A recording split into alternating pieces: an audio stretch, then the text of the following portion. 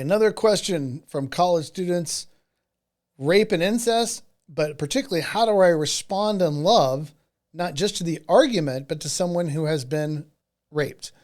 I was speaking in Worcester, Massachusetts, and after having already discussed rape, I was a gentleman in the back of the room, a parent that was, and there was about 1,200 people, I think, at this audience, and about 1,190 of them hated me, and he was one of them. And he stood in the back of the room, and he yells at me, "What if it was your daughter that was raped?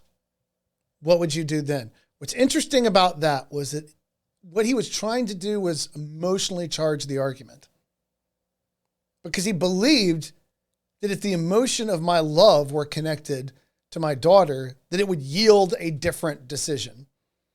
And I had to defend the point of, I promise you, sir, that I love the victims of rape, the survivors of rape, however you would like to phrase that.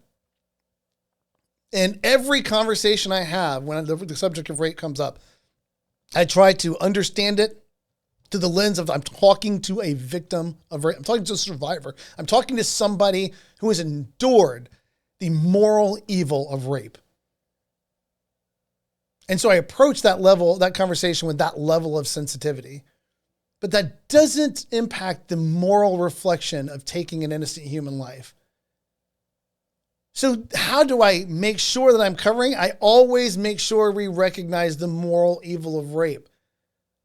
Every conversation in this area must be entered into understanding that we're talking about something that we should never have to talk about. In a properly ordered and moral world, no one would ever have to endure this.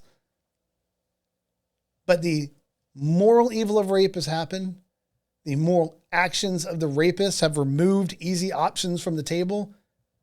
And now we are left with figuring out what's the best thing we can do with this terrible situation we've been given. And if a new life has been created, we have to balance our moral behavior towards that life with the situation that we've been confronted with. And if all human beings have equal dignity and ought to be treated with dignity and respect, this innocent victim, this other life, this new life, is equally as innocent as anybody else involved in this outside of the moral guilt of the rapist. And so we can't take his moral guilt and apply it to this innocent life. That would be inappropriate. That would be wrong. I don't know anybody that thinks that someone else should bear the guilt of the morally guilty. So we say that, but we say it with love.